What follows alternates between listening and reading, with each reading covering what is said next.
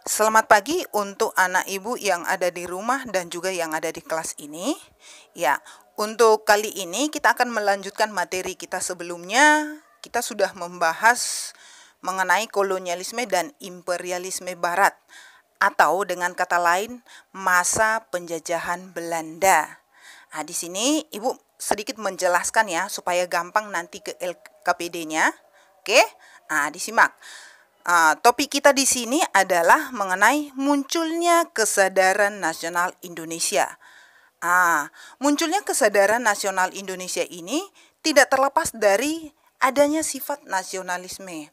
Apa itu sifat nasionalisme? Nasionalisme adalah adanya rasa cinta terhadap tanah air dan bangsa. Jadi pertanyaannya, apakah zaman dulu itu tidak memiliki cinta? Apakah mereka tidak sadar, tidak peduli? Sadar. Cuma masalahnya pada masa itu mereka masih memiliki sifat kedaerahan. Iya, jadi di sini sifat kedaerahan itu yang menonjol. Contohnya di sini dapat kita lihat dalam berbagai daerah yang terjadi di Indonesia. Contoh, kita bahas dulu. Satu, yang pertama di sini adalah dari Aceh. Iya, di Aceh ini dipimpin oleh beberapa tokoh seperti Panglima Polim, Cut Nyak-Dien, dan lain sebagainya. Kemudian mereka ini hanya berusaha mempertahankan daerah sendiri. Kemudian yang kedua adalah Tapanuli. Tapanuli dipimpin oleh Sisinga Mangaraja. Jadi Singamangaraja itu hanya mempertahankan daerah Tapanuli doang. Kemudian yang ketiga adalah daerah Jawa. Ya, di Jawa ini dipimpin oleh Pangeran Diponegoro. Dan ada lagi yang dari Makassar. Makassar dipimpin oleh Sultan Hasanuddin.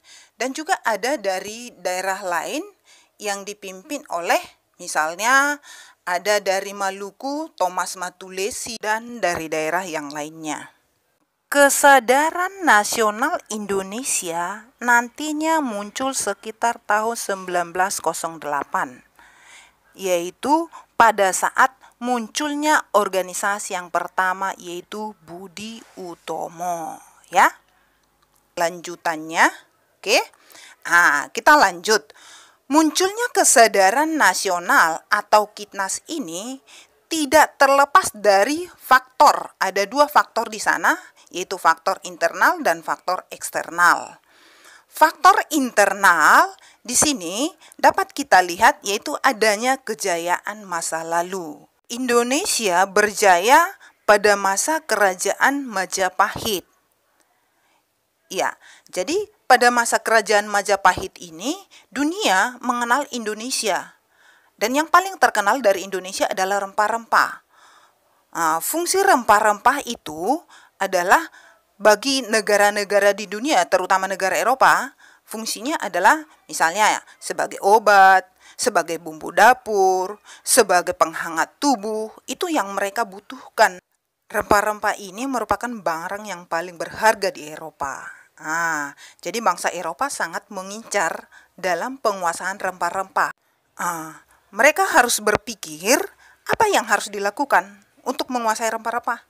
Memonopoli, menjajah, supaya keuntungan itu lebih sama mereka. Dengan melakukan tekanan dengan harga yang murah dijual kepada mereka oleh bangsa Indonesia. Jadi di sini akibat kejayaan masa lalu inilah Indonesia ingin kembali pada masa itu, bukan pada masa kolonialisme Belanda. Maka muncullah sifat nasionalisme atau rasa cinta terhadap tanah air dan bangsa. Oke, yang kedua adalah adanya persamaan nasib. Ya, persamaan nasib ini muncul dari adanya sama-sama menderita akibat dijajah oleh bangsa Eropa, terutama bangsa Belanda pada masa itu, ya kan? Jadi Ya, kondisi Indonesia yang berada dalam penderitaan itu yang membuat mereka ingin bangkit kembali. Bangkit untuk melakukan perlawanan terhadap Belanda. Nah, itu dia ya. Oke, yang berikutnya adalah munculnya golongan intelek atau golongan terpelajar. Nah, golongan intelek ini berawal dari usaha yang dilakukan oleh Belanda untuk membalas budi kepada Indonesia. Maka diperkenalkanlah politik etis atau politik balas budi. Jadi di dalam politik etis ini Belanda melakukan suatu usaha, misalnya dalam isinya adalah ada edukasi ya atau pendidikan. Jadi Belanda mengizinkan Indonesia untuk mengecap dunia pendidikan atau sekolah.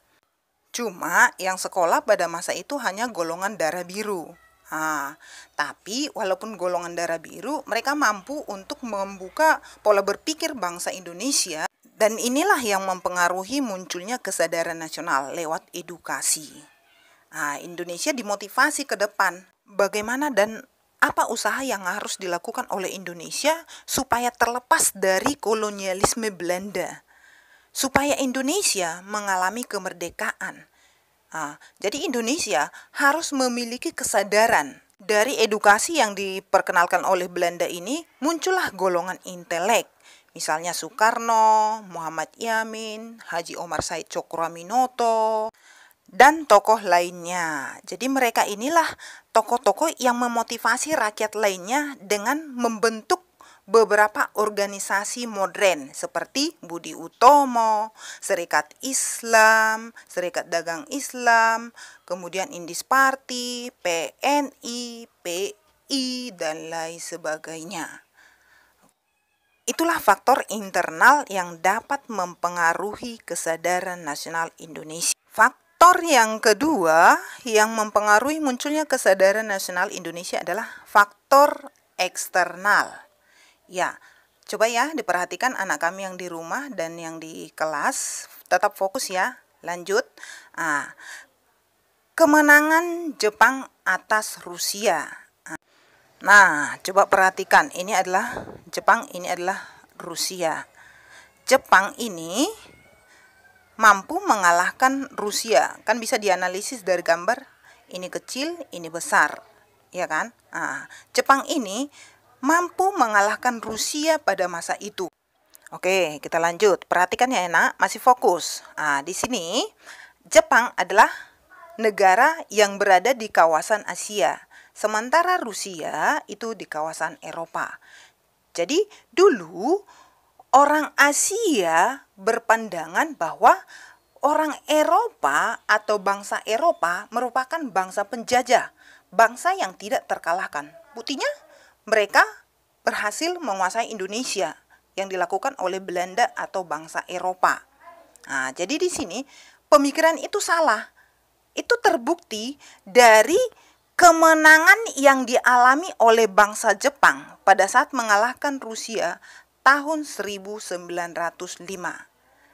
Itu dia. Jadi artinya di sini kalau kita mau berjuang, mau berusaha, pasti bisa mencapai apa yang kita inginkan. Asal kita berusaha keras.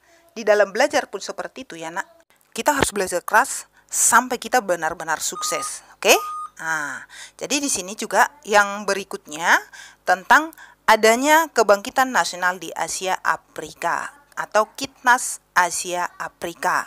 Contoh munculnya kesadaran nasional yang ada di Asia Afrika di sini adalah bisa kita lihat seperti di India,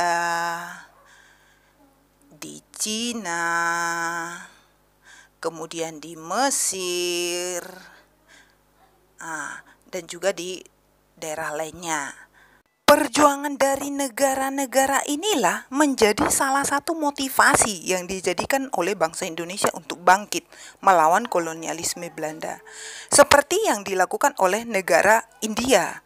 Di sana ada kan tokoh yang memotivasi rakyatnya untuk bangkit melawan imperialisme Inggris seperti Rabindranath Tagore, seperti tokoh yang lainnya yaitu Mahatma Gandhi. Ya, sehingga akhirnya nanti mereka berhasil untuk meraih kemerdekaan. Atau misalnya dari Mesir, ada Gamal Abdul Nasser.